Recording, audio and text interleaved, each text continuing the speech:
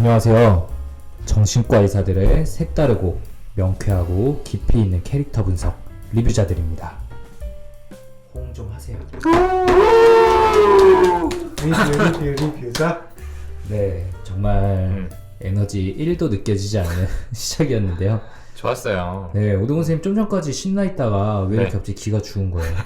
일할 생각하니까 벌써 이렇게 기가 확 죽어요? 저는 항상 좀 긴장하잖아요. 녹음할 때 어떻게 하면은 저희 청취자분들을 만족시킬지 항상 고민하고 또 걱정하다 보니까 다소 좀 위축되었던 것 같습니다. 네, 안녕하세요. 정신건강의학과 전문의 허규영입니다. 네. 안녕하세요. 저도 정신건강의학과 전문의 김지용입니다. 네, 그리고 저는 항상 여러분을 위해 고민하는 오동훈입니다. 네. 규영이가 약간 대답하기도 싫었나 봐요. 아이, 뭐 어떻게 받아야 될지를 모르겠어요. 적절히 넘어가자 싶었죠. 괜찮다. 네. 네, 잘 지내고 계십니까? 오동훈 선생님 너무 신났던데요. 네. 뭐 저야 좋은 일이 있었죠. 네. 네. 오동훈 선생님 참 좋은 일만 있어요. 좋겠다. 아니에요. 배가 아프다. 진짜 힘들게 지내던 와중에 단비같이 이제 네, 좋은 소식이 하나 있었던 거죠. 네 30억짜리 주택 청약이 되셨다고. 진짜 말도 안 되는 얘기 하지 말고요. 네. 그냥 사실대로 얘기하면은 네, 제가 이제 반려견을 드리게 돼서 네. 네, 정말 기분이 좋은 상태입니다.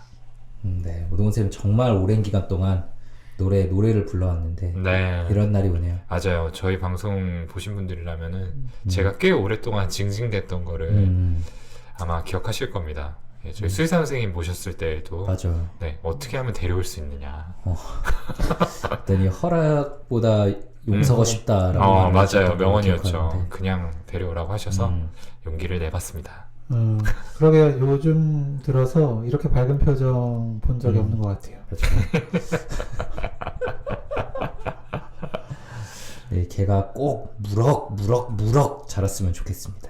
네. 건강하게. 네, 건강하게 적당한 크기로 저와 함께 실내에서 잘 지낼 수 있도록 동훈이와 하이파이브 할 수 있도록. 네, 그러고 보니까 새해 첫 방송인데 네. 그러게. 동훈이한테 이런 기쁜 일이 있네요. 네, 네. 저라도 대표로 기쁜 일이 있어서 다행입니다. 두 분은 별일 없으시죠? 별일 없는 게 기쁜 일이죠. 저 별일 없는 게 뭐 인생이 이렇죠. 오동훈 선생님 뭐 말 나온 김에 새해 소망 뭐 있습니까? 새해에는 저희가 조금 더 제 전문적인 지식과 따뜻한 마음으로 저희 방송 들으시는 여러분들 마음을 좀 어루만져 드리고 항상 정확한 정보 전달해 드릴 수 있도록 최선을 다하는 게 제 목표죠. 두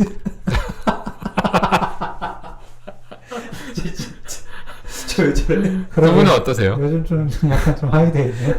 네, 저는 그 옆에서 함께 하는 게 목표입니다. 저도 요즘 동훈이가 네. 일에서 에너지가 좀 나왔나 봐요. 우리 저랑 규영이는 다 녹음해야 되는 것도 이제 회피하고 채팅방에 아무 말도 꺼내지 않고 기다리고 있었는데 동훈이가 막 말을 꺼내고 뭐 거기 두 분 더 이상 회피하지 말고 네, 빨리 네. 의견을 달라 막 이러면서 우리를 막 끌고 가더라고. 멱살 잡고 끌고 가더라고. 역시 에너지가 네. 나오는 구석이 있었고 근데 저는 무드가 별로 없는 줄 알았는데 되게 오르락내리락 하는 것 같아요. 네. 채팅방에서도 막 얘기를 하다가 또 안 하게 될 때는 되게 안 하고 왔다 갔다 하는 것 같습니다. 그러면 저랑 규영이는 올해 동훈이의 에너지에 잘 업혀가는 걸로. 근데 그나마 셋인 게 네. 다행인 게 동훈이가 또 내려가면 둘 중에 한 명이 조금 올라가고 맞아요. 아직까지 다 같이 내려간 적은 없더라고요. 아, 그러게. 참 다행이네. 세발 자전거 같은 거랄까. 한 발 네. 빠져도 그냥 네, 너무 동훈이 발목만 잡지 않는 한 해가 되었으면 합니다. 네. 네, 저희 뇌부자들 들으시는 분들도 모두 올 한 해 정말 큰 소원 성취하셨으면 좋겠고요. 꼭 성취하는 거 없더라도 그냥 삶을 어떻게든 이어나가는 거, 잘 버티고 유지하는 것도 분명히 성취라고 생각을 합니다. 모두 다 좋고 건강한 한 해 보내셨으면 좋겠네요. 네, 그럼 저희 이제 본격적으로 좀 시작해야 될 텐데요. 시작하기 앞서서 또 짧게 광고 드리자면 리뷰자들과 언택트는 저희 무료 방송이죠. 네. 네. 아이폰 팟캐스트에 유료 구독자들에게는 이게 선공개가 되고요. 또 유료 구독자분들께는 컨택트 프로그램이 단독 공개가 돼서 월 2회씩 올라갑니다. 네, 정신건강에 대해서 직접 경험하신 분들, 정신적인 어려움을 갖고 있거나 치료를 받으셨던 분들과 저희가 좀 깊은 대화를 나누고 그분들이 삶의 문제를 어떻게 해결하셨는지, 그리고 저희들이 본 진료 임상에서는 어떤 분들이 어떤 방식으로 나으셨는지에 대한 이야기를 나누는 시간이라서요. 네, 관심 있으신 분들께는 좀 도움될 것 같고요. 새해를 맞아서 나의 정신건강에 월 2,900원을 투자하자. 네, 괜찮은 생각이라고 생각하는 멘트를 하려고 했더니 되게 광고성이네요. 뭐 어때요? 우리 방송인데. 그래, 내 방송인데. 네. 네. 그래, 많이 들어주세요. 투자하십시오. 네, 투자하세요. 그리고 댓글 소개 좀 드릴까요? 네. 네이버 오디오 클립에 달린 댓글인데요. 박율림께서 꾀꼬리 꿀성대 동훈쌤 듣던 대로 영어 유창하게 잘하시네요. 오프닝 때 영어 한 번만 더 해주세요. 꼭이요. 크크. 올해 크리스마스 마무리는 리뷰자들과 함께여서 즐거워요. 라고 보내주셨습니다. 영어 한 번씩 해주세요. Happy New Year, my rich. 근데 오늘 잘한다. 저 너무 하이 텐션인가요? 오늘 잘한다. 영국식 발음으로도 한번 해주실래요? Happy New Year. 하피 뉴 이어. 바로 나와 오늘. 오늘 텐션 좋아요. 그러니까. 네. 네. 하나 소개해주세요. 네, 저도 소개해드리겠습니다. 자, 네, 감독조차 비치라고 욕한 썸머지만 단지 연애를 하기 위해 연애를 하는 톰에게 자신의 진심을 내어줄 수 있을 수는 없었겠지요. 영화 후반부에 톰이 썸머에게 추근대는 남자를 때리는 장면에서 이전에는 단순히 썸머가 톰의 치질한 모습에 질려서 떠난 거라고 생각했었는데 분석을 듣다 보니 이 장면에서 제가 놓쳤던 부분들이 있더라고요. 그걸 듣고 나니 마지막 퍼즐이 맞춰진 것처럼 썸머의 심리가 더 잘 이해가 되었습니다. 정말 재밌게 들었습니다. 라고 남겨주셨습니다. 아유, 감사합니다. 네, 감사합니다. 네, 정말 재밌게 들을 만한 에피소드였다고 생각을 합니다. 네, 특히 이 부분은 좀 저희가 힘을 줘서 분석한 장면이라 맞아요. 또 좀 도움이 되시지 않았을까 싶네요. 괜찮았어요. 항상 말하듯 3명 머리가 모이니까 웬만한 1인보다 괜찮게 네, 1.2인분 정도는 한다. 네. 네, 혼자 하시는 분 방송보다는 그래도 무조건 풍부할 수밖에 없겠다는 생각이 좀 또 들었습니다. 네. 네, 저도 하나 읽어보면 ING님께서 저 원래 연애 관련된 작품 안 보고 안 좋아하거든요. 근데 쌤들이 리뷰자들 해주시니까 되게 재밌게 들었어요. 진짜 두 주인공 보면서 뭐 어쩌자는 거지 하면서도 쌤들 분석 들으면 이래서 저랬구나의 연속 아마 올해의 마지막 무료 팟캐스트일 텐데 2021 쌤들 수고 많으셨고 2022에도 재밌는 컨텐츠 많이 해주시길이라고 남겨주셨습니다. 감사합니다. 감사합니다. ING 님도 2021년 수고 많으셨고, 네, 2022년 계속 함께 해주시죠. 이제 프로 방송인 다 됐네요. 그러네요. 멘트 엄청나요. 네, 혹시 그 아이폰 팟캐스트에도 댓글이 있을까요? 없습니다. 네, 좋습니다. 네, 거기는 원래 네. 달리기가 좀 힘들다고 해주셨어요. 그쵸. 그쵸? 네. 네. 뭐 오아시스가 있으면 사막이 있는 법 아니겠어요? 네. 네, 오늘 본격적인 방송 들어가 보죠. 네, 오늘의 영화는 나이브스 아웃입니다. 네. 허경 선생님이 추천해줘서 저는 이 영화의 존재를 알게 됐어요. 그러니까요. 네, 어떤 영화인지 허경 선생님 좀 소개 부탁드립니다.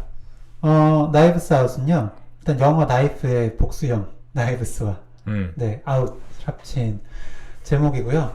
그 익숙한 배우인 다니엘 크레이그, 그리고 캡틴 아메리카 크리스 에반스, 네, 그리고 아나디 아르마스 주연의 2019년 말에 개봉한 미스터리 스릴러예요. 네, 요거는 이제 넷플릭스로 보실 수가 있고요. 네, 제가 이걸 추천했던 이유는 처음에 유튜브에 이제 그 리뷰해주는 그런 그 컨텐츠들 있잖아요. 영화 리뷰 컨텐츠. 거기서 봤는데 이제 중간까지만 리뷰를 해주고 뒤에는 안 해주는 거예요. 그랬어? 그래서 이제 궁금하신 분은 직접 봐라 라고 했는데 이제 너무 재밌겠다 하면서 좀 미뤄두고 있다가 이번 기회에 리뷰자들로 봐야겠다 싶어서 추천을 드렸죠. 그냥 보고 싶다는 이유로. 네, 그 리뷰까지만 봤는데도 너무 재밌는 거예요. 허경 선생님 본 게 아니었군요. 네, 저 안 봤어요. 아, 이 영화는 실제로 본 건 저뿐이었군요. 그래서 동훈이가 네. 이 영화로 대체 어떤 이야기를 할 수 있을까라고 했는데 저는 맞아. 다 본 게 아니어서 이런 걸 좀 할까. 동훈이가 되게 우려의 목소리를 계속 냈어요. 우리가 아니 스릴러 재밌게 보긴 했는데 뭔 얘기해? 그러니까요. 저는 이 영화를 이제 상관없이 넷플릭스에서 어. 이제 제가 워낙 이제 스릴러만 보다 보니까 이 영화도 추천에 떠가지고 보게 됐는데 되게 재밌었어요. 잘 만들어진 영화고 한데 어떤 얘기를 할 수 있을지 그건 좀 고민이 돼서 약간은 반기를 들었으나 네. 두 분의 동훈이가 강력한 반기를 들어서 이제 약간 제가 어디로 투표하냐에 따라 달라졌는데 그냥 너무 보고 싶어서 저도 나도 스릴러 좋아하잖아. 네. 이거 맞아요. 대충 봤더니 너무 재밌어 보여가지고 동훈이한테 미안한데 이걸로 하면 안 되냐 라고 그냥 재밌어 보여서 골랐습니다. 네. 맞습니다. 김종우 선생님이 내가 캐리할 테니까 그냥 하면 안 돼? 맞아요. 이렇게 네. 얘기하시더라고요. 나만 믿고 따라와. 그러니까요. 라고 했길래, 네. 이럴 거면 네, 뭐. 영화도 보고 따라가면 되니까. 알겠어. 라고 답을 드렸었죠. 네, 이거를 이제 뇌부자들 청취자분들이라면 이거를 진짜로 들으실 분은 한 분이라도 없다고 생각을 하고요. 아니에요, 진짜요. 네. 어제 우리 같이 봤잖아요. 맞아요. 혹시나 여기서 동훈이 말을 진짜로 들으신다면은 네. 뭐라고 할까? 아닙니다. 말을 조심하겠습니다. 캡처해서 인스타에 올릴 수도 있어. 자, 오늘 캐리 기대하겠습니다. 네. 네, 그래서 오늘 저희가 어쨌든 스토리가 아닌 심리 위주로 이야기할 거예요. 왜냐하면은 스토리로 하면 너무 복잡하고 등장인물도 많고 스포도 되고 그런데 그래도 어쩔 수 없이 오늘 이야기에도 상당한 스포가 있을 겁니다. 아마도. 이게 반전이 어떻게 보면 굉장히 중요한 영화이기 때문에 음. 그 굉장히 좀 저희 방송 들으실 때 네. 조심하셔야 될 거예요. 그래서 웬만하면 지금 또 홀드하시고 음. 네 보고 오시는 거를 추천드리고요.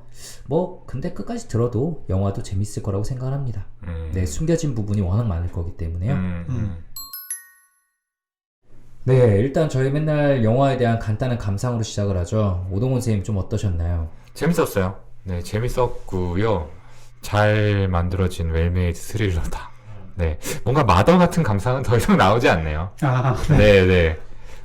되게 실망스럽게 평범하네요.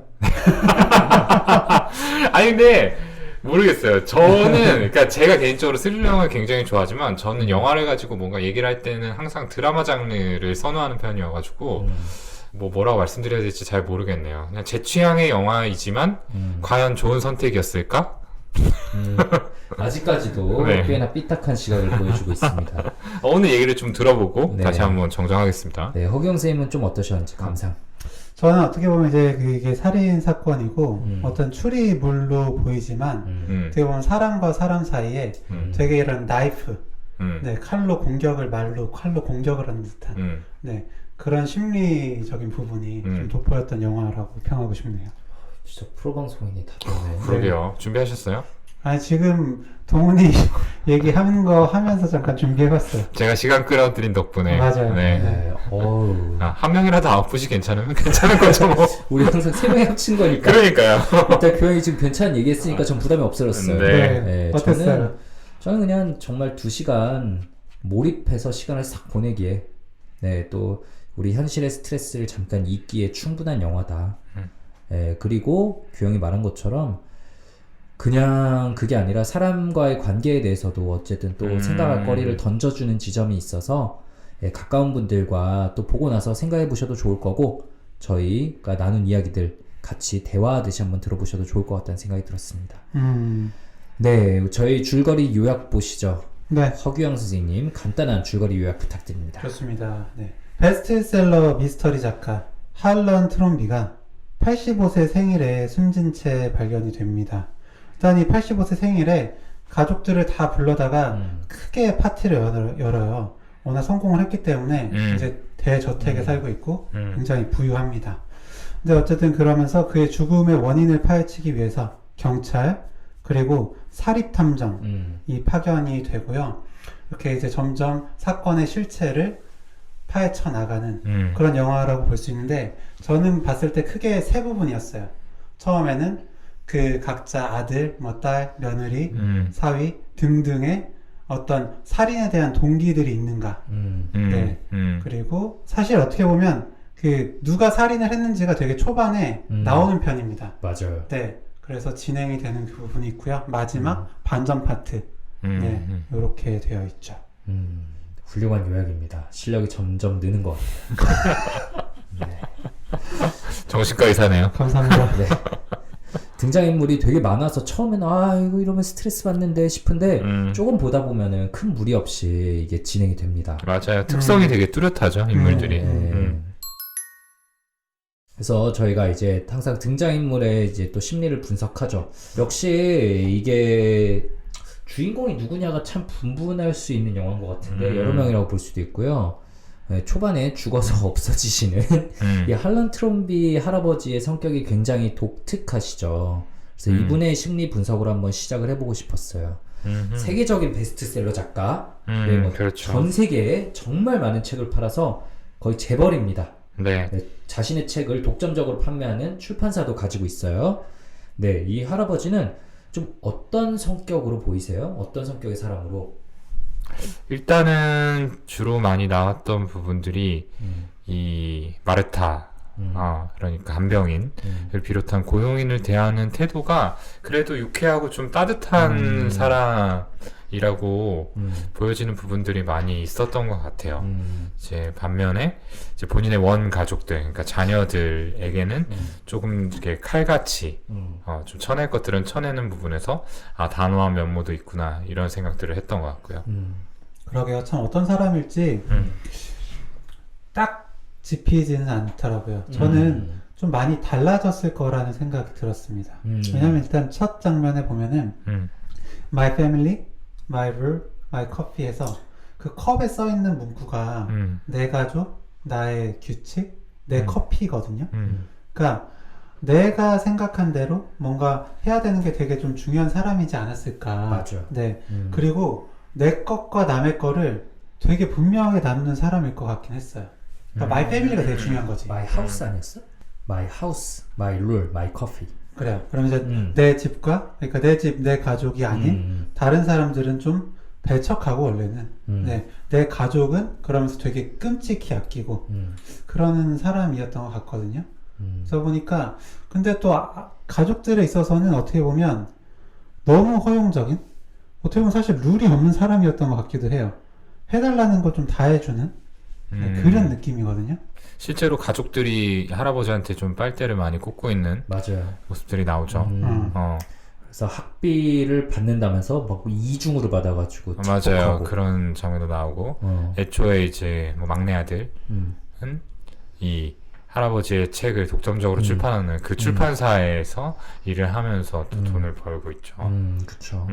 그리고 첫째 딸도 되게 자수성가했다고 하지만 보면은 이제 100만 달러인가? 맞아요. 받아서 그걸로 자수성가를 이룬 거죠. 네, 그 첫째 딸의 아들이 그렇게 얘기하잖아요. 네. 윗바닥부터 시작했지. 단지 아버지의 100만 달러를 빌려서 시작했지. 그러니까 저도 이 할아버지 캐릭터가 좀 복잡해요. 처음에는 솔직히 나르시스트 아닌가 생각을 했어요. 왜냐면은 My house, my rule, my coffee라고 딱 잔에 적어놓은 것도 그렇고 집안에 자화상이 막 되게 크게 있고 맞아. 막 크게 막 여러 가지 자기에 대해 관한 것들이 전시돼 있고 그리고 보면 가족들에게 되게 허용적인 것 같지만 동시에 다 관리하고 있잖아요. 사위가 바람 피는 것도 그거 어떻게 사실 뒤에 조사 다 한 거잖아요. 그리고 손주 학비 이렇게 그 더블로 몰래 받아간 것도 결국은 다 뒷조사 했으니까 알아낸 거고. 그래서 이 사람이 굉장히 통제적이고 가족들을 어쨌든 내 손아귀에서 이렇게 컨트롤하는 사람인가 싶었는데 아까 동훈이 얘기한 것처럼 마르타 간병인을 대하는 모습을 보면 또 완전 다르단 말이에요. 맞아요. 그렇죠. 맞아요. 근데 저는 이제 방금 얘기한 거에서 좀 확실히 나뉘는 게 딸이랑 아들한테는 더 허용적인데 사실 사위랑 며느리는 어떻게 보면 완전히 가족이 아닌 느낌도 있었어요. 그래서 사위는 그렇게 뒷조사하고 뭔가 딸한테 사과해라 라고 하고 며느리한테는 되게 칼같게 하고 어쨌든 손녀 원래 학비를 계속 주던 그런 셈이잖아요. 또 그 와중에 그거 나눴네. 저는 좀 그렇지 않았나 싶어요. 그리고 아들한테도 되게 이제 출판사를 맡기긴 했는데 결국 내 작품 하면서 되게 칼같이 그거 나누긴 하거든요. 그거 우리 작품이 아니야 내 작품이지라고 얘기하지. 그러니까 뭔가 네, 나와 남 네, 음. 우리 가족, 다른 음. 가족 이걸 좀 나누는 사람이라고는 봤습니다. 네. 참 그 정체가 조금 어렵기는 했는데 어쨌든 그 마르타를 대하는 태도 그리고 되게 공감적인 모습들 이런 걸 보일 때는 되게 괜찮으신 분이구나 이런 어쨌든 생각들을 보였어요. 이런 생각들이 좀 들었고 네, 근데 어쨌든 이제 그동안 빨대 꽂고 살아가는 거를 다 허용해 주다가 이 85세 생일이 됐을 때 폭탄 선언들을 이제 갑자기 막 터뜨리기 시작하죠. 네. 더 이상 지원해 줄 수 없다. 음, 네가 이게 뭐 너한테 주는 마지막 돈이다. 이런 식으로 얘기를 하게 되는 거죠. 네, 그리고 아들한테도 이제 그 예를 들어 출판사를 운영하는 아들한테 내가 너의 성장을 가로막고 있었던 것 같다. 너가 할 수 없는 일들만 시켜서 미안하다. 손주에게도 더 이상 허용해주지 않겠다. 자립해라. 식의 말들을 막 합니다. 네, 영화나 소설 등을 보면은 이렇게 나이 드신 분들이 갑자기 어느 순간 뭔가 확 달라지는 듯한 살아온 삶의 패턴이 확 달라지는 듯한 사례들이 꽤 나와요. 네, 뭐 어떤 계기로 뭔가 이제 확 바뀌었다. 근데 사실 우리가 실제 진료를 할 때 살아온 패턴에서 그렇게 바뀌는 경우는 크진 않잖아요. 특히 노인분들 경우에는 더욱더 변화가 어렵기 때문에 전통적인 정신분석학에서는 이제 인격의 변화가 어려운 대상으로 보고 정신분석의 대상에 포함 안 시키기도 했었고요. 네. 근데 왜 영화나 드라마에서는 이런 모습들이 꽤 나온단 말이죠. 네, 두 분께서는 이런 경우들을 좀 실제 보시거나 접한 적이 있나요? 좀 어떤 심리일까요? 글쎄요, 제가 진료실에서 봤던 케이스는 기억이 잘 나지 않고요. 사실 연세가 이렇게 많은 분과 심도 있는 이야기를 나눌 수 있는 기회가 거의 주어지지는 않았던 것 같아요. 근데 그냥 이 할런 트로미의 심리를 생각을 해보면은 어쨌든 이제 85세라는 나이를 맞이해서 이제 뭔가 자신의 주변을 좀 정리해야 되지 않을까. 그러니까 이제 좀 마무리를 향해서 달려가는 어떤 그런 시점에서의 정리가 필요하다라는 생각을 했을 것 같고요. 근데 아까도 얘기했지만 많은 가족들이 이 할런 할아버지에게 빨대를 꽂고 계속해서 살고 있는데 이 시스템은 사실 할런이 죽고 나면은 더 이상 유지될 수가 없는 거잖아요. 그러니까 사실은 이게 당장은 이 가족들한테 좀 모진 일이 될 수 있겠지만 그들을 위해서 그들의 이제 자립 할런이 죽고 난 다음에 그냥 혼자서 살아갈 때를 대비하기 위해서라도 좀 이렇게 미리 준비를 시키는 차원의 어떤 행동들이 아니었을까라고 생각을 해봅니다. 네. 맞아요. 그럴 것 같기도 하고요. 저는 결국 마르타의 영향이 굉장히 컸을 것이다. 생각을 합니다. 그러니까 마르타가 자신의 가족들이랑 굉장히 다르죠. 네. 완전히 다르죠. 이민 왔고요. 네. 어머니는 그리고, 불법 이민자였어요. 맞아요. 네. 일도 못하시죠. 불법 체류자고, 네. 그리고 부유하고 부유하지 않고, 그 굉장히 어떤 부유한 층과 어떻게 보면 약간 빈곤층이잖아요. 네. 대비가 되죠. 네, 그렇게 차이가 나기도 하고, 굉장히 어떤 의존적인 자신의 자녀들과 굉장히 자립심이 강한 마르타는 되게 비교가 되어 보였을 거예요. 맞아. 내 자식들 그렇게 돈을 많이 줬는데 손주들 얘가 훨씬 더 인간성이 좋아. 네. 그래서 그런 이야기들을 다 털어놓고 네, 마르타가 또 잘 들어주잖아요. 네. 그러면서 이게 계속해서 지원해 주는 게 아이들을 위한 길이 아니었구나 라는 생각을 하게 됐을 거고요. 네. 그러면서 이제 공교롭게도 85세 생일 그 일주일 전에 그렇게 다 정리를 하게 된 게 아닐까. 네. 저도 생각이 든 게 이 할아버지 정도의 위치가 되면은 돈도 진짜 많이 벌고 너무나 유명하고 세계적으로 유명한 사람이고 이제 지위를 쌓아 올렸고 사람들이 다 자기에게 이득을 바래서만 다가오는 상황에선 사람 대 사람으로서의 만남이 언젠가부터 좀 없지 않았을까 싶어요. 그렇죠. 어려웠을 거예요. 그렇죠. 인간적인 어떤 모습들보다는 페르소나라고 하죠. 바깥쪽에 씌워져 있는 어떤 그런 사회적 지위라든지 뭐 명예나 돈 같은 그런 요소들을 보고 오는 사람들이 대부분이었을 것 같아요. 그래서 인간에 대한 회의가 좀 많이 들지 않았을까. 특히나 가족들마저 다들 자기한테 와서 막 아부 떨고 이런 것들이 결국은 다 돈 때문이니까 정말 사람에 대한 회의가 들었을 텐데 마르타는 보면 이 할아버지한테 진짜 친구처럼 대하죠. 사실 좀 그러기 쉽지 않았을 텐데. 그쵸. 그러니까 순수한 어떤 인간에 대한 호의를 마르타에게서 느꼈을 것 같고 그게 굉장히 좀 마음에 크게 다가왔을 것 같아요. 맞아요. 근데 또 이제 할아버지가 이제 자기 손주인 랜섬이 자기를 닮았다라고 얘기를 하잖아요. 우리 캡틴 맞아요. 아메리카. 네. 그래서 좀 손주에 대해서 약간은 호의적인 듯한 그런 뉘앙스로 할아버지가 얘기를 하는데 보면은 이 손주만 할아버지를 좀 막대해요. 뭔가 그래도 결국은 내가 원하는 대로 해줄 거란 믿음이 있어서인지 네, 이렇게 막대하는데 오히려 그런 모습에 좀 매력을 느끼지 않았나 할아버지가 그런 생각도 좀 들었고 어떤 식으로요? 막대하는 거에 대해서 그러니까, 매력을 느꼈다라는 건? 그냥 뭐랄까 가면 쓰고 나가오는 듯한 다른 사람들보다는 그냥 있는 그대로 마음을 탁 털어놓는 모습? 그냥 저놈은 그냥 있는 그대로 나를 대하는구나 이런 느낌에 오히려 더 좀 손주에게서 좀 호감을 느꼈을 것 같고 또한 이제 아까 동훈이 얘기한 것처럼 85세 정도 되면은 정말 이제 자신의 삶을 되돌아보고 정리하는 시간일 텐데 아마 저는 뭐 저의 뭐 어쩔 수 없는 추측이지만 이 나이쯤 되시면서 작품 활동도 이제 안 하시고 좀 생각할 수 있는 여유가 생기지 않았을까. 이전에는 그냥 바쁘게 살아왔다면 이제 생각해볼 여유가 생기면서 삶을 좀 정리해보려고 하고 이러면서 아까 동훈이가 얘기한 그런 생각들이 돌아가지 않았을까 이런 생각이 들었습니다. 참 진료실에서도 뭐 이렇게 드라마틱하게 달라지시는 분들이 그렇게 많지는 않은데 네, 그래도 이제 종종 들어보면 네, 예를 들어서 뭐 어머니가 이러이러한 부분으로 계속 환자분을 힘들게 했는데 전혀 달라졌다. 어떻게 달라졌는지 들어보면 이제 뭐 다니시던 교회에 목사님께서 뭐 얘기를 해주셨는데 이렇게 하는 게 잘못된 거였구나. 뭐 깨달으시다든지 네, 어떤 뭐 이런 그룹에서 본인이 좋아하고 따르시던 어떤 언니가 나는 이렇게 하고 있다. 너도 이렇게 해봐라.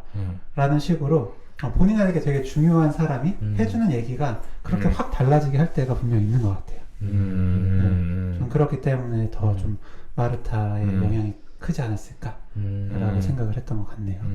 그래요. 그리고 저는 또 한편으로 인간이라면 확실히 누구나 겪는 과정인 것 같기도 해요.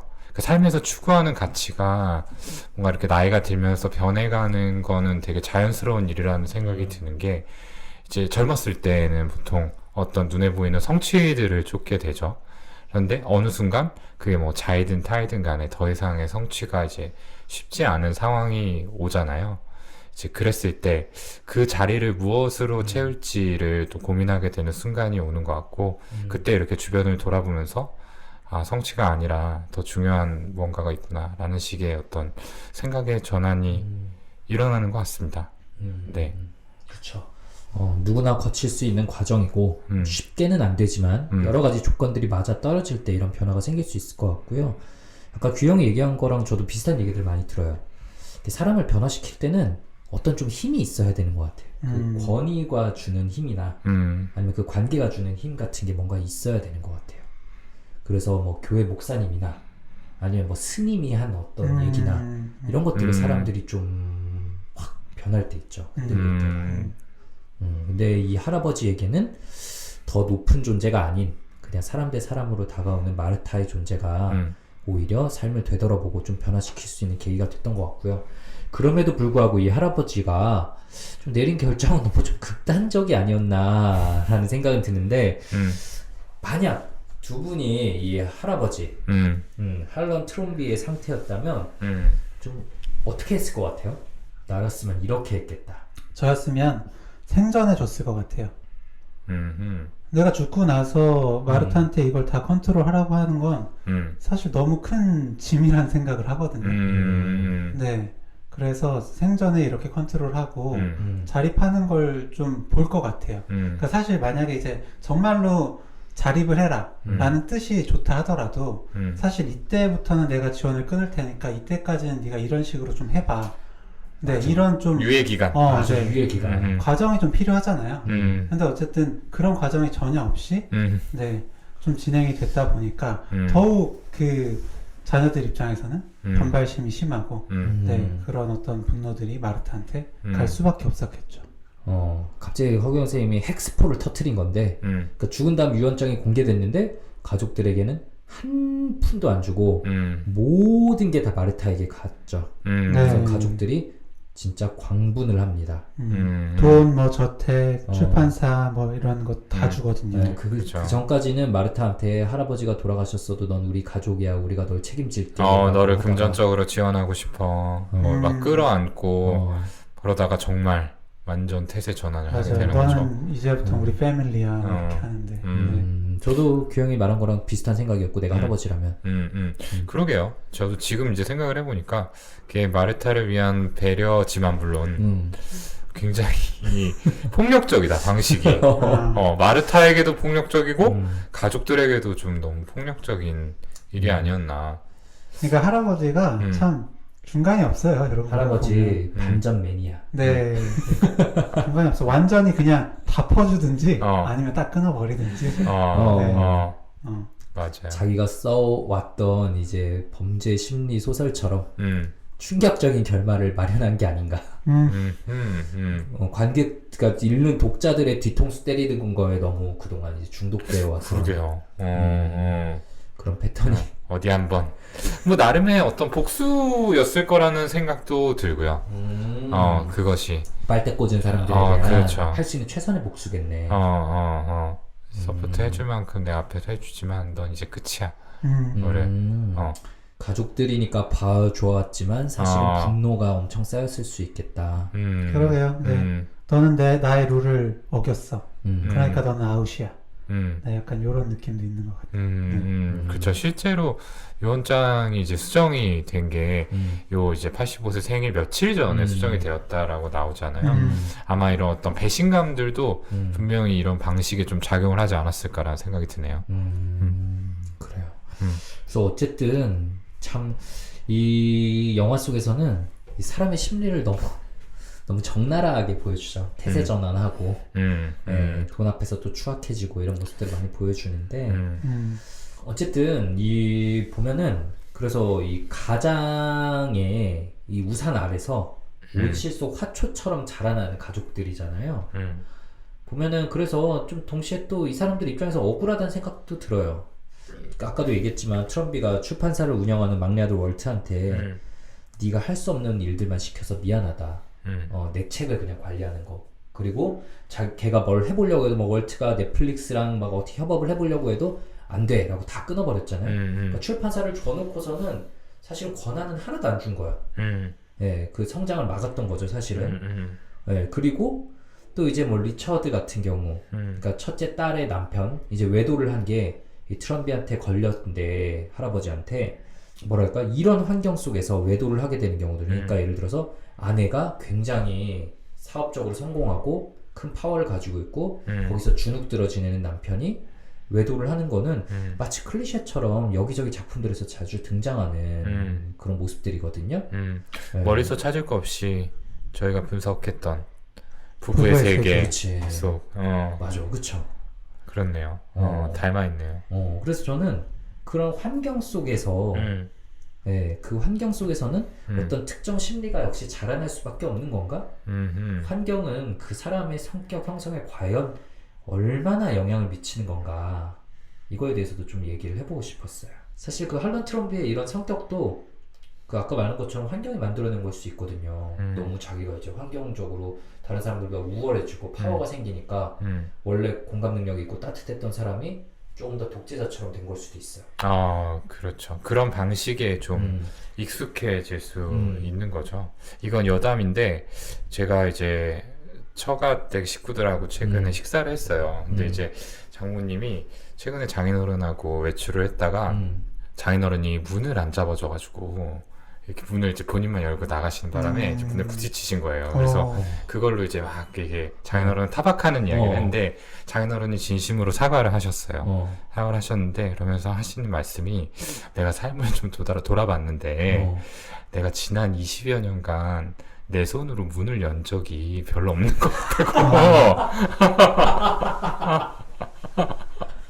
근데 너무 이해가 가는 거죠. 네, 저희 장인어른 이제 대학병원 교수님이셨기 때문에 특히 이제 연세가 들고 나서는 정말 시니어 오브 시니어 교수님이셔서 네, 항상 이제 누군가가 이제 그 밑에서 케어를 해주고 뭔가 이렇게 문조차도 잡아줄 정도로 이렇게 좀 항상 모심을 받는 위치에 계셨던 거예요. 되게 장인어른은 되게 사력 있고 배려가 진짜 많으신 분이거든요. 근데 그럼에도 그런 환경이 이렇게 자연스럽게 좀 몸에 배게 만든 어떤 부분들이 있을 수 있겠다라는 생각을 했는데 문득 이 할런 트롬비하고도 좀 겹치는 부분이 있네요. 너무 완벽한 예시가 나와버린 것 같아요. 네. 아주 예, 장인어른 사례라서 좀 말할까 말까 했는데 장인어른 사과하셨으니까. 아, 네네네. 게다가, 굉장히 미안하셨어요. 내가 왜 그럴까 바로 이렇게 들여다보시는 능력까지 있으시네요. 그러니까요. 아마 할런도 항상 이제 본인이 뭔가를 이렇게 지시하는 위치에 서다 보니까 자연스럽게 좀 여러 가지를 컨트롤하게 되지 않았을까. 맞아요. 환경이 그를 독재자로 좀 만들지 않았을까라는 생각도 들고. 네. 반대로 이제 가족들의 입장에서는 항상 위에 군림하는 누군가가 있는 거잖아요. 이 사람이 이러는 성취는 정말 내가 아무리 애를 써도 좀 따라가기 어렵다라고 느끼면 좀 본능적인 어떤 열등감? 상대적으로 내가 여류에 있다라는 느낌을 항상 좀 깔고 있지 않았을까라는 생각이 들어요. 갑자기 그냥 또 떠오른 건데 이게 유명 운동선수들의 2세들이 그렇게 스트레스 받는다고 하잖아요. 맞아요, 맞아요.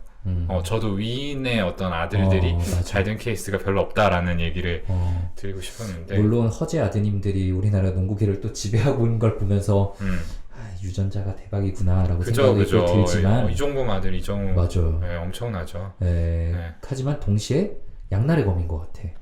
그러니까요. 근데 또 그런 케이스들이 있으니까 또 얼마나 또 압박을 받겠어요. 그러니까요. 그렇게 대를 그렇죠. 이어서 잘 해낸 사람들도 있으니까. 네. 여러 케이스들이 있는 것 같습니다. 근데 저는 결국 환경이 성격 형성에 영향을 많이 주는데 네, 그 사람이 중요하게 생각하는 걸 얼마나 결핍시키고 혹은 얼마나 충족시키느냐가 그냥 더 중요하다고 생각합니다. 그러니까 이 사위 같은 경우에는 이 사위가 원래 뭘 중요하게 생각하는 사람인지는 잘은 모르겠어요. 근데 어쨌든 보면은 아내가 굉장히 성공을 하고 실제적으로 다 사업을 이끌어가고 있고 이 사위는 바지 사장이라고 표현이 되거든요. 네. 이런 상황이 이 사위한테 좀 더 괴롭게 다가왔다면 네. 뭐 외도 이런 쪽으로 더 빠질 수도 있겠죠. 만약에 뭐 이 사람한테 그게 별로 중요하지 않다 라고 한다면 뭐 또 굳이 그런 쪽으로 빠지지 않을 수도 있고요. 그쵸. 셔터맨이 꿈이었던 사람이 있을 수도 있으니까요. 네. 근데 이제 일반적인 기준에서 근데 생각을 해본다면 어쨌거나 뭐 아내가 안 그래도 그 장인어른이 정말 이렇게 세계적으로 유명한 소설가라서 엄청난 재산을 가지고 있고 아내까지 이제 뭐 그 돈을 물려받아서 사업적으로 성공을 했다라고 하면은 상대적으로 그럼 내 가치는 어떻게 되는 거지? 나는 뭐지? 라는 생각을 자연스럽게 할 수 있지 않을까라는 생각도 들어요. 그러니까 자존감이 좀 낮아질 수 있는 거죠. 맞아요. 그리고 여기서의 이제 첫째 딸 린다죠. 네. 아버지랑 좀 너무 분리가 안 된 느낌이 있어요. 그래서 사위 남편 입장에서 좀 더 소외감을 느낄 수도 있을 것 같아요. 어쨌든 그런 직업적으로도 아내가 더 성공을 했는데 아내는 아버지를 더 그렇게 이상화하면서 그렇죠. 네, 아버지를 계속 만나러 가고 아버지의 존재가 너무 컸던 네, 거죠. 너무 크다 보니까 네. 그리고 그나마 뭐 아들도 챙기고 하다 보니까 좀 뒷전이긴 했잖아요. 네, 그런 부분들도 좀 영향이었을 것 같습니다. 이분들가 뭐라 그럴까? 이 사람에게 외도가 가지는 의미가 어떤 건지 알 수 없지만 이런 환경 속에서 또 많은 사람들은 아마 외도가 이 사람이 할 수 있는 최고의 복수가 아니었을까라는 또 생각도 들어요. 네가 나를 이렇게 무시해도 앞에서 대놓고 복수할 수는 없지만 뒤에서 할 수 있는 또 복수이겠다라는 생각도 들고 또 사랑받지 못한 애정 결핍 인정 욕구. 네. 욕구 부부의 세계 속에서 이태원은 그렇게 설명을 했던 것 같아요. 상대적으로 이제 아내가 굉장히 잘 나가는 의사였고 본인은 뭔가 영화 감독이란 타이틀이 있지만 제대로 된 결과물을 내놓지 못하는 그러니까 뭔가 위치에 차이가 있다 보니까 그거를 좀 뭔가 채워지지 않는 인정 욕구에 대한 갈망이 항상 있었던 거고 그 자리를 이제 채워주는 그 여당형이라는 인물로 이제 매도를 하게 되었다. 맞아요. 이렇게 설명했던 기억이 납니다. 요새 리처드는 참 집에서는 바지 사장이라고 굉장히 공격받지만 사실 나가서 새로운 사람들 만나면 그 큰 기업의 사장이세요? 그렇죠, 그렇죠. 라고 사람들이 다가왔을 거란 말이에요. 네, 그 관계에서 느끼는 좀 뭐 우월감이나 좀 자존감이 채워지는 느낌이 있었겠죠. 네, 그래서 어떤 특정 환경이 특정 심리들을 참 만들어내긴 합니다. 그래서 진료실에서 얘기를 듣다 보면은 다른 분하고 굉장히 겹쳐서 떠오를 때가 있어요. 아, 이거 몇 살 어린 누구누구님이네 라는 생각이 들 정도로 그런 것들이 좀 비슷하게 떠오를 때가 있더라고요. 맞아요. 그런 걸 보면 어느 정도는 이제 인간의 심리에 있어서 비슷하게 작동하는 어떤 프레임이 있는 거는 분명히 보여요. 예를 들자면 가정폭력 하에서는 이렇게 몇째 중 몇째는 이렇게 편부모 안에서는 이렇게 물론 그런 것들이 절대 편견이 굳어져서는 안 되겠지만 왜냐면 다양한 가능성이 다 있는 거니까 근데 어느 정도의 프레임이 영향을 미치는 거는 사실입니다. 맞아요. 그런 심리도식이 있으니까 이제 심리학도 발전을 하고 정신의학도 발전을 해온 거겠죠. 그래서 이 영화에서는 그냥 그런 좀 생각을 하게 해준 것 같아요.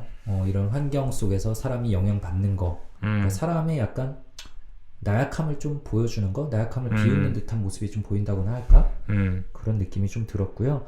그게 하이라이트처럼 나타나는 게 아까 짧게 얘기했던 유산 배분시 나타나는 정말 그 추악한 근데 너무 재밌는 그 장면이죠.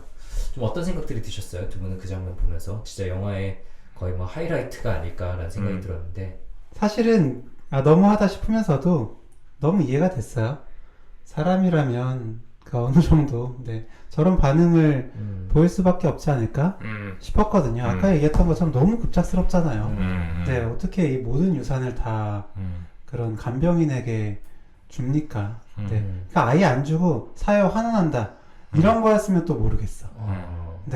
그런데 간병인에게 다 준다라고 했을 때는 욕의 수위가 굉장히 컸고 그리고 그 전에 너는 정말로 따뜻하게 해준 거 알고 있고 너는 우리 가족이고 우리가 널 지켜주고 뭐 했던 거랑 너무 반대되는 모습이라 좀 추하다 싶기도 했지만 이해는 됐습니다. 그러게요.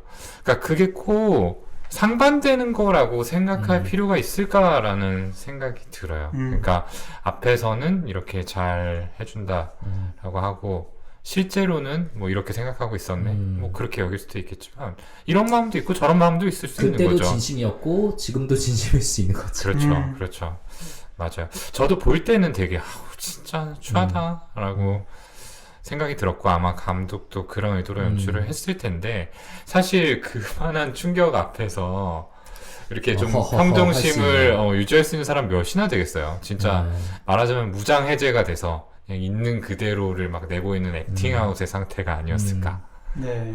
좀 대부분 좀 비슷한 반응들이었잖아요. 근데 랜서만 빼고 그 중에서 좀 재밌었던 건 이제 저는 린다 하고 매그 였는데 린다 같은 경우에는 본인이 계속 얘기하는 게 나는 자수성가를 했다 라고 했기 때문에 저는 유산에 대해서 별로 중요하게 생각 안 할 줄 알았어요.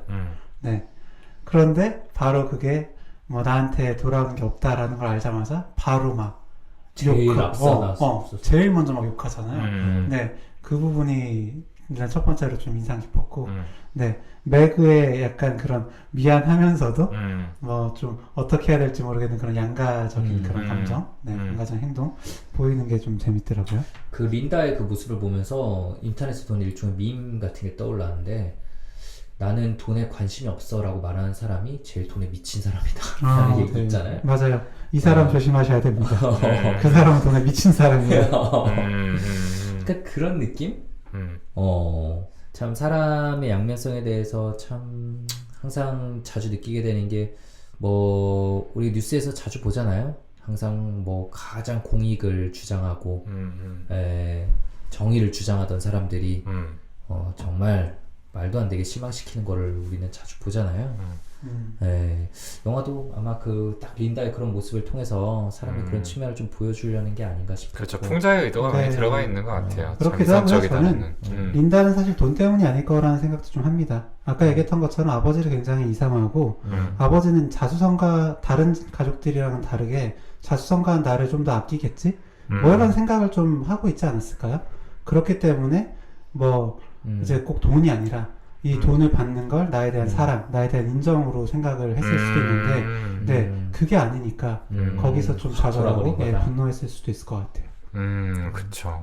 어떻게 보면은 아버지를 가장 많이 받아들이고 닮으려고 했었고 항상 인정받으려고 노력을 해왔는데 평생에 걸친 그 노력이 좀 무산됐다고 느껴졌을 때의 허망함과 분노 뭐 이런 것들일 수도 있겠다는 생각은 드네요. 그리고 그 상황에서 유일하게 평정심을 유지하는 듯한 난 돈에 관심 없어 라는 모습을 보인 랜섬 역시 제일 미친놈이었죠.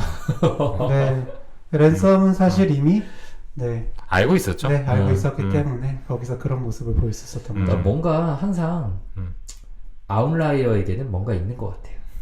사람들은 다 노멀 레인지에 들어있어야지 뭔가 이렇게 탁 튀는 사람에게는 보통 뭔가 있습니다. 저는 그런 생각이 들어요. 그렇네요. 그 상황에서 평정심 사실 어떻게 유지해? 자연스럽지 않죠. 그거부터 의심을 해야 되는 거예요, 벌써. 쟤만 사람 됐다 이게 아니라, 그렇죠.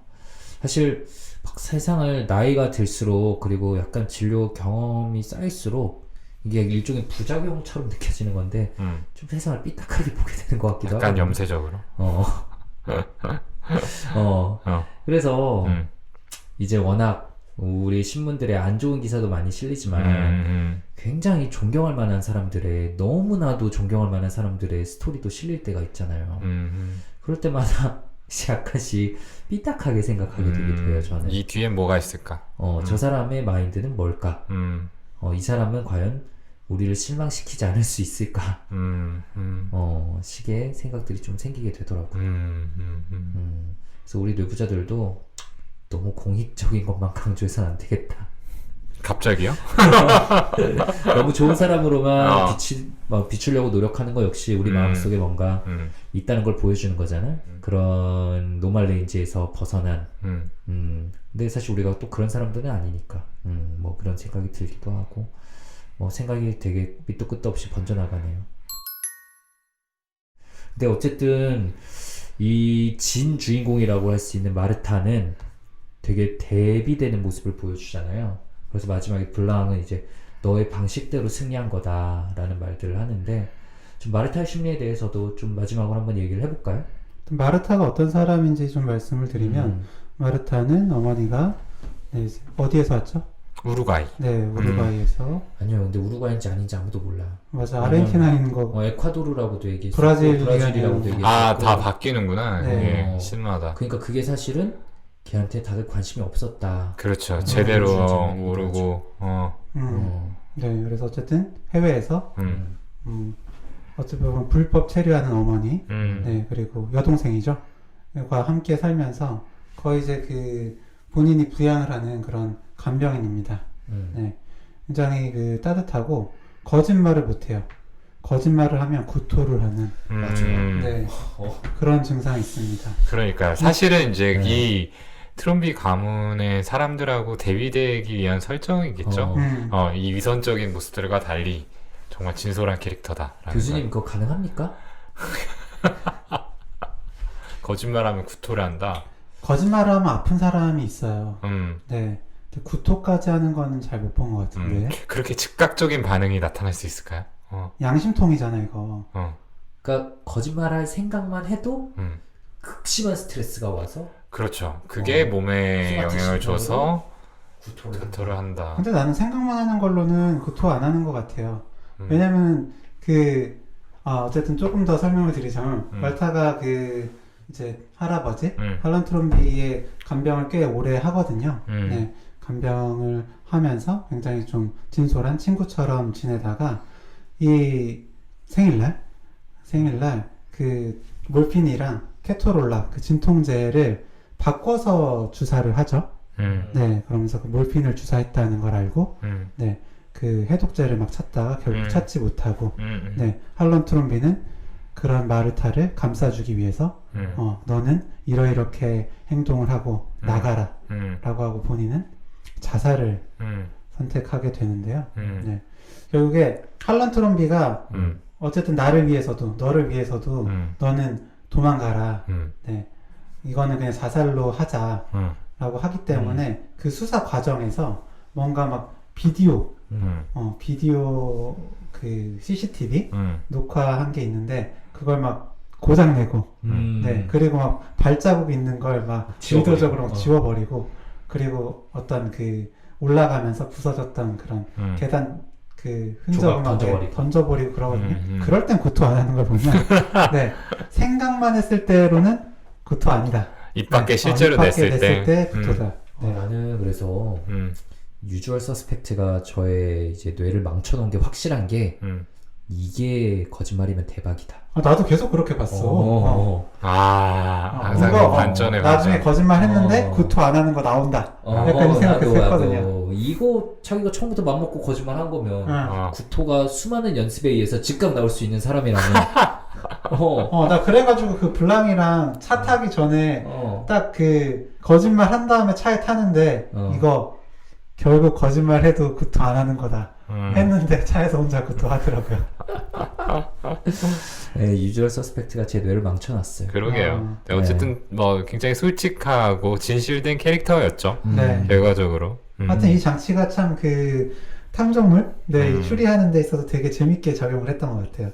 네. 그러니까 얘가 말하는 건 다 사실이기 때문에 얘가 이렇게 얘기했을 때 되게 알리바이가 성립을 할 수 있는 거잖아요. 네. 그 부분 재밌었다. 네. 그래서 몇 번이나 사실 도중에 생각이 왔다 갔다 하더라고. 이게 어떻게 죽은 건지, 누가 범인인지에 대해서. 이게 되게 특징적이었던 게 영화가 그 어떻게 죽었는지 장면을 굉장히 초반에 보여줘 버리는데 맞아요. 범인이 누군지 끝까지 몰라. 이거 장치 자체가 되게 신기했던 것 같아요. 근데 저는 사실 이게 엄밀히 말하면 범인이 없는 거는 맞잖아요. 사실 자살을 한 건 자살을 한 거죠. 결국에는 나쁜 의도를 가졌던 사람이 누구냐가 범인이. 나쁜 의도를 가졌던 사람이. 네. 아마 이 부분 들으시면 더 보고 싶어지실 거예요. 네. 더 혼란스러워지시지 않았을까 싶기도 합니다. 그러니까 어떻게 보면은 권선징악의 스토리입니다. 그렇죠. 깔끔하게 끝나요. 권선징악이야. 권선징악인데 저는 권선징악 스토리는 사실 별로 좋아하지 않거든요. 왜냐하면은 착하게 산다고 꼭 좋은 결과가 따라오는 게 아니란 거를 지루실에서 매번 느끼기 때문에 권선징악 스토리는 안 좋아하는데 이 영화는 되게 어쨌든 좋았어요. 좋았고. 그렇게 유산 받는다고 유산 나한테 남긴다는 거 알았을 때 어떻게 했을 것 같아요? 마르타였다면? 여기에 나눠주려고 그러잖아. 어떻게 막 책임져 주려고 그러잖아. 오동훈 쌤 어떻게 했을 것 같아요? 저는 제가 책임지겠다라는 생각을 하지 않았을 것 같은데요. 혹은 마르타가 내 환자다. 어떤 식의 가이드를 줄 수 있었을까? 글쎄요. 적극적으로 받아라. 앞으로 이런 기회는 없다. 1시간에 100만 원이다. 뭔가 이 절차를, 그러니까 재산을 이제 받는 게 굉장히 또 복잡한 절차일 수 있으니까 이걸 도와줄 수 있는 법률적 조력자를 빨리 찾아라. 뭔가 양심의 가책을 느낀다면은 그런 걸 줄여주기 위해서 굉장히 노력을 했을 것 같아요. 사실은 마르타 잘못한 건 아무것도 없잖아요. 맞아. 아니 잘못이 있긴 있지만 어쨌든 그렇죠. 잘못이 있지만 그거를 이제 수습하려고 최대한 노력을 했고 어쨌든 이 유산을 받게 된 거에 있어서는 잘못한 게 없지. 마르타의 의도가 들어가 있는 건 없고 어떻게 보면은 이 친구한테도 굉장히 날벼락 같은 일이란 말이죠.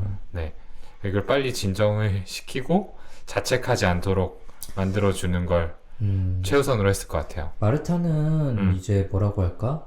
초자가 조금 큰 사람이죠. 초자가 비대한 사람이에요. 그래서 이걸 다 받으면은 분명히 힘들어질 겁니다. 네, 계속 자기 비난의 목소리, 너 잘못한 거야, 너 결국 이기적인 걸 뭐 바란 거였어? 라는 목소리가 아마 마르타를 저는 계속 괴롭혔을 거라고 생각하고 그거를 줄여주기 위해 우리가 계속 노력해야겠지만 만약 의사라면 잘 안 되잖아요. 그래서 저는 좀 적당히 타협 보기를 시도했을 것 같아요.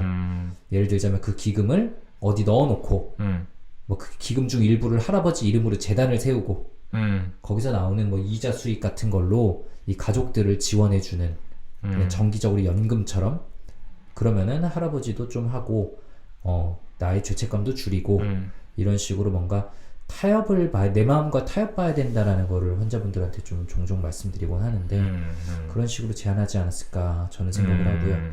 이 질문을 던지셨던 허경 선생님은 좀 어떻게 하실 것 같아요? 아, 제가 어떻게 접근을 하겠냐? 마르타라면 네가 어떻게 하게 마르타라면? 되는데, 만약에 접근을 한다면요. 자, 그 마르타 입장에서 다른 가족들이 이렇게 공격적으로 안 했으면 무조건 나눠줬을 겁니다. 네, 마르타의 성격상 네, 안 나눠줄 이유가 없어요. 근데 그렇게 공격적으로 나오니까 결국 화가 났던 거거든요. 네, 그리고 이 마음을 굳히게 된 건 결국 매그가 가족들을 대신해서 사과할게. 그런데 어떻게 할 거야? 라고 하고 지원해줄게 라고 했는데 그 순간 전화 끊어버리잖아요. 매그가 거기에 빡쳐서 네, 그냥 이제 그 랜섬이랑 나누기로 거기서 결정을 한 거란 말이죠. 네, 그래서 이제 저 같아도 이런 상황에서는 그 분노로 내가 먹어야지 뭐 이렇게 할 것 같고요. 근데 만약에 제가 접근을 한다? 뭐 마음을 들어보고요. 가족들 불러다가 얘기를 좀 해보겠죠. 네. 그러니까 트롬비 가족을 네, 불러다가요. 트롬비 가족에 대한 개입이 더 필요할 것 같아요. 네. 그러니까 이건 합의가 좀 돼야 될 부분인 것 같아서 네. 어떻게 이런 식으로 접근하는 거는 결국 둘 다한테 도움이 되지 않는다. 네. 라는 식으로 가야 되지 않을까? 네. 저는 예전부터 규영이랑 이제 우리 가끔씩 저희 셋이 모였을 때 자기 진료 사례들 가지고 좀 고민도 나누고 이야기도 하잖아요. 옛날부터 규영이의 되게 특징점이다, 장점이다라고 느낀 부분은 그 외부의 개입을 많이 하더라고. 그러니까 그 내담자 외에 가족을 많이 불러오게 한다던가, 뭐 전화해서 한다던가, 예를 들면 좀 많이 꺼려질 수 있는 상황에서도 조금 적극적으로 개입하는 거. 좋은 의사예요. 그 광고. 그러니까요. 가족 치료 필요로 하시는 분들은 허경 선생님 더 많이 이게 찾아주시면 어쨌든 좋겠어요. 그 마르타가 혼자서 갑자기 말 끊고 있어요 지금. 네, 할 수 그러게요. 있는 부분이 아니잖아요. 네, 그래서 법률 조력자도 굉장히 필요하지만 네, 그런 같이 좀 어떻게 보면 싸워줄 수 있는 목소리 내줄 수 있는 사람이 좀 있어야 되지 않나 그런 생각을 합니다. 그러게요. 사실 균형 잡힌 관점에서 보면은 김재훈 선생님 말대로 마르타의 어떤 초자 이런 것들이 이제 강하기 때문에 사실 할런의 죽음에 개입이 안 되어 있다라고 하면은 저는 뭐 끝까지 그냥 혼자 다 먹어라 라고 했었을 것 같은데 그 사실을 이제 알고 본다고 하면은 그래 너도 얼마나 이게 또 마음이 힘들겠니. 할런이 결과적으로 자살을 택했긴 했지만 어쨌든 그 부분의 일부는 개입이 되어 있으니까 참 마음이 불편하겠다. 그래서 그걸 어떤 방식으로 좀 해소할 수 있을지, 이 돈으로 좀 뭔가를 해볼 수 있을지를 고민해보자. 이렇게 접근을 할 것 같네요. 예. 그러니까 진료실에서 많은 분들이 이런 내적 갈등으로 힘들어하실 때, 혹은 어떻게 해야 될지 모르는 상황에 힘들어하실 때, 다들 힘들어하시는 가장 큰 이유는 답이 없다고 느끼는데, 그게 뭐 아니면 도라고 생각해서 그래요. 아, 이렇게도 못하고 이렇게도 못하겠어요. 답이 없어요라고 하는데, 사실 대부분의 경우 답은 그 가운데 어디쯤에 있는 것 같아요. 맞아요. 이 케이스도 다 먹거나 다 양보하거나가 아닌 거죠. 네, 그리고 지금 당장 선택 안 해도 됩니다. 네, 그냥 한 달 동안 시간을 달라 가족들한테. 만약에 한번 연락하면 나는 내가 다 먹을 테니까 일단 시간 주고 한 달 뒤에 다시 얘기하자. 뭐 이런 식으로 할 수도 있을 것 같아요. 감정을 좀 추스르고 난 다음에. 맞아요. 그렇게 좀 뭔가 감정적으로 너무 격해져 있거나 당황한 상황에서는 이성적인 판단을 못 내리잖아요. 그래서 좀 시간이 필요하거나 아니면 우리가 아까 말했던 것처럼 대신 좀 합리적인 판단을 재현해 줄 수 있는 이런 보조자 같은 게 필요하죠. 예, 근데 어쨌든 마르타는 잘 해냈어요. 영화 속에서는 많은 천운도 따르고 예, 마르타의 선함을 보고 도와주려는 사람들이 나타났기에 좋은 결말이 나오긴 했지만 어쨌든 해냈습니다. 맞아요. 이 선함을 통해서 얻어낸 거죠. 결론적으로는 마르타의 선의가 이제 할런의 선의를 부른 거고, 그래서 이러한 행운이라면 행운이 따르게 된 건데, 그래서 자책하지 않고 오롯이 그것들을 좀 누렸으면 하는 마음이 가장 큽니다. 네. 어느덧 저희가 1시간 넘게 예, 여러 가지 수다를 좀 떨었어요. 어때요, 오동훈 선생님? 미스테리 스릴러로 한번 이야기를 나눠봤는데 네, 좀 불안한 마음이 약간은 거치셨나요? 어렵네요. 네, 제가 좋은 말씀 드렸는지 잘 모르겠고, 네, 어떤 저의 이제 거대한 초자가 오늘 밤 저를 좀 힘들게 하지 않을까. 아, 청취자분들께 최선의 방송을 드리지 못했다라는 생각, 네, 어쩌면 현실판 마레타가 제가 아닐까라는 생각도 해봅니다. 혹시 지금 화장실 가고 싶지 않나요? 화장실 가야 될 것 같은데? 아, 약간 시작할 때 네. 동훈이가 또 나는 오늘 아무 얘기 안 할 테니까 두 사람 잘 부탁해. 우리가 뭐 이런 걸 예측했잖아요. 네, 코웃음 쳤죠. 네, 네. 가장 또 날아다닐 거라고 얘기를 아니야, 했는데 아니야. 네. 씨, 대단하십니다. 아닙니다. 네. 근데 제가 느낀 거는, 아, 그래. 셋이 합치면은 1.2에서 한 1.5인분 정도는 확실히 되는 것 같다. 익숙치 않은 이런 장르를 할 땐 1.2. 어, 익숙한 장르에서는 1.5. 그 블랙스완 같은 거. 그치. 그런 건 한 1.5 정도. 네, 그렇죠. 네. 뭐, 네, 얘기 나누는 거 재밌었고요. 오늘은 거의 그 줄거리 위주보다는, 네, 그냥 심리나 아니면은 저의 진료실이나 평소 생각했던 그런 뭐 생각과 경험들 좀 나누는 느낌이었던 것 같아요. 어쨌든 저희가 뭐 그래도 승리했다, 해피엔딩이다, 뭐 이런 식으로 좀 말씀을 드리긴 했지만 실제로 이 사건의 실체나 네, 뭐 이게 진범이 있는 건지 없는 건지 이런 말씀을 오늘 안 드리긴 했거든요. 네, 그래서 혹시 또 궁금하시다면 네, 이 영화 한번 꼭 보시면 네. 좋겠습니다. 지금까지 들으신 게 영화를 오롯이 즐겁게 즐기는데 별로 방해가 되지 않을 거다라고 저는 생각을 하고요.